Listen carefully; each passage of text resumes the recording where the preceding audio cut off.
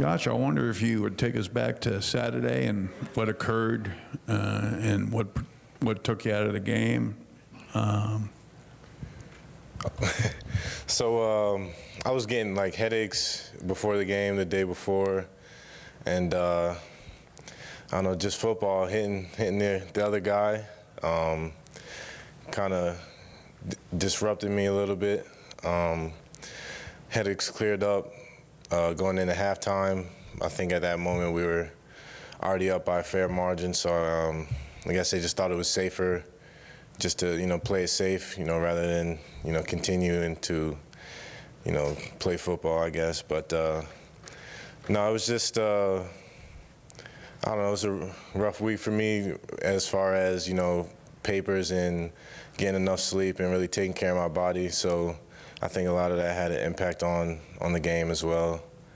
But it was a great learning moment for me, moving forward, learning how to correctly take care of myself and getting enough sleep and continuing to do the things that got me here, like going to treatment, taking care of my body, stuff like that. So that was nothing but, just minor headaches. It seemed like the play that occurred on was the fumble that Brandon had.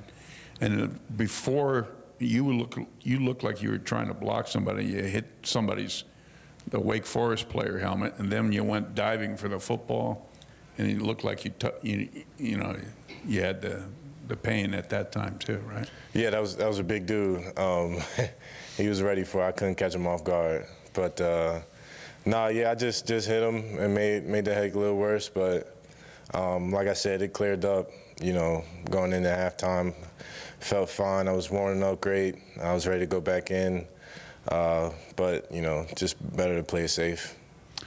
Talk a little bit about the maturation of Brandon Wimbush as you've seen it from last season to this and through this season. So I don't think he played at all last season. No, I know he was. He was. Oh, right. I mean, just the way he approaches everything. I mean, he's kind of grown into the player that he wants to be. I mean, it's not new that he always makes plays for us. So. It's just exciting to see him go out there and kind of do his thing. He broke a long one in the game last Saturday. I mean, that was just amazing, just to show you the type of things that he can do on his feet. He had a exciting game throwing the ball.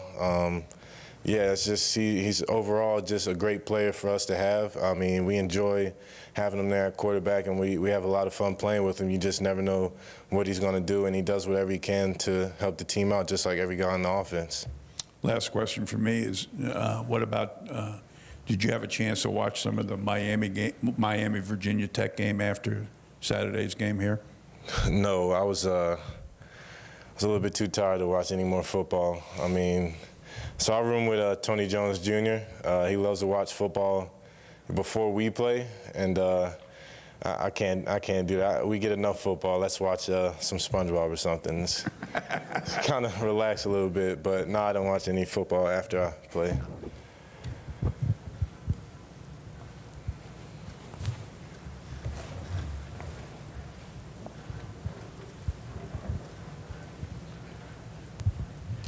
Thanks. Josh, obviously you want to be out there anytime you can. But even when you're not able to be out there, does it give you any peace of mind knowing that you have guys like Tony Jones, Deion, and Dexter right behind you who can put up numbers and produce as well?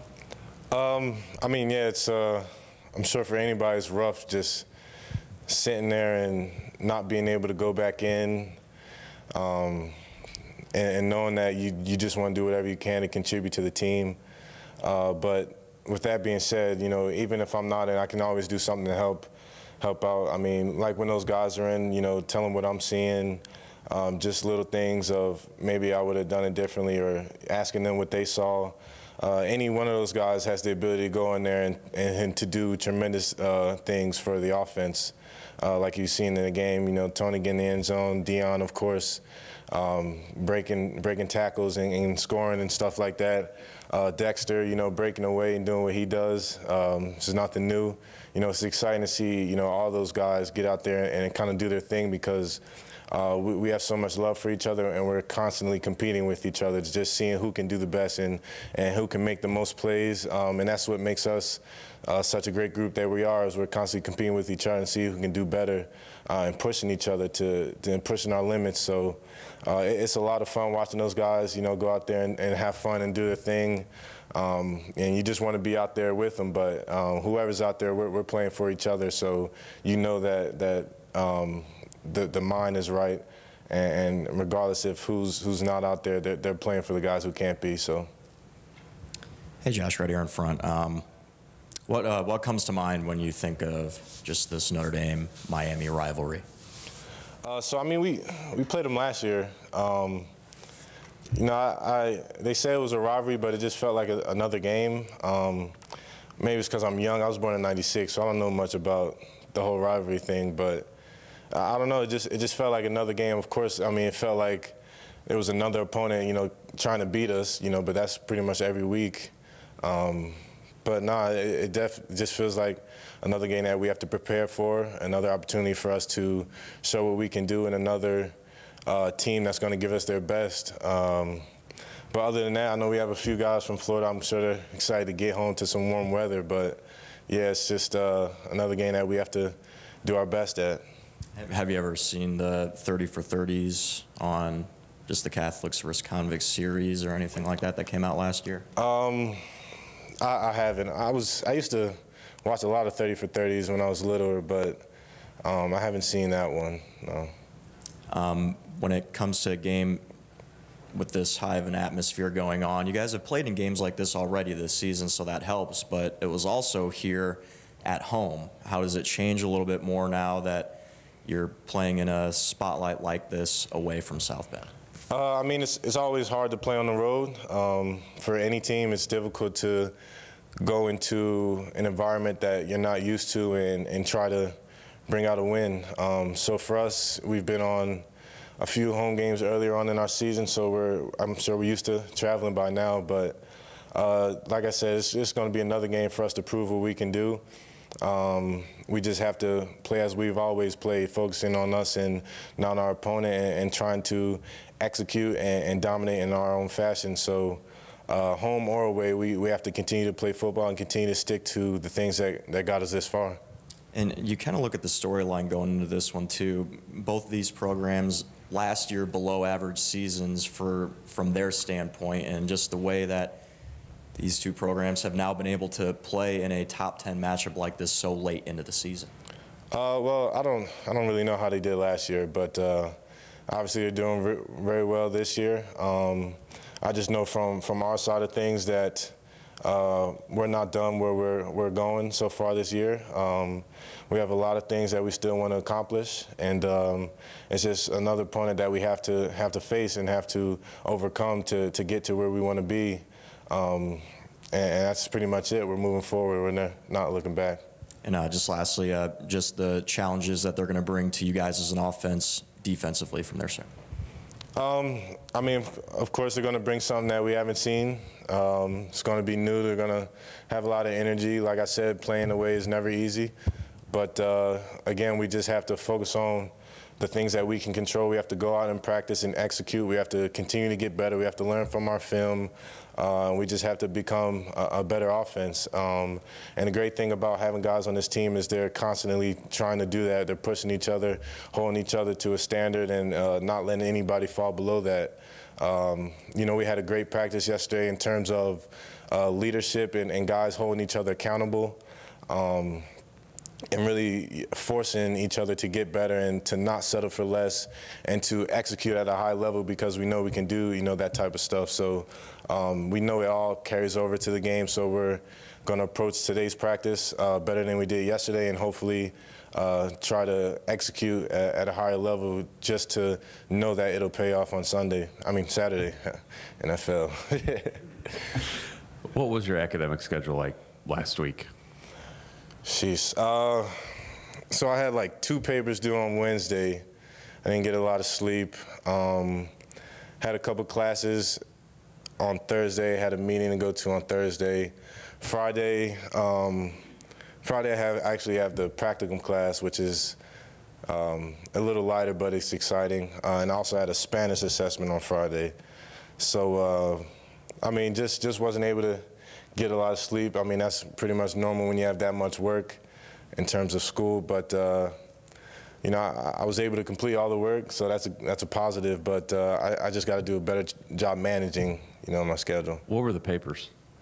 So for the practicum, we have to do a weekly response. So that's nothing new. It's like 2-3 pages of response. We have to do the readings and stuff like that. I had a Spanish paper. You have to write in Spanish, you know, so that's always hard. So that took me a little bit of time to do that. I'm in a poetry class, so we just have to read poetry and do response papers on it. I had to do that too.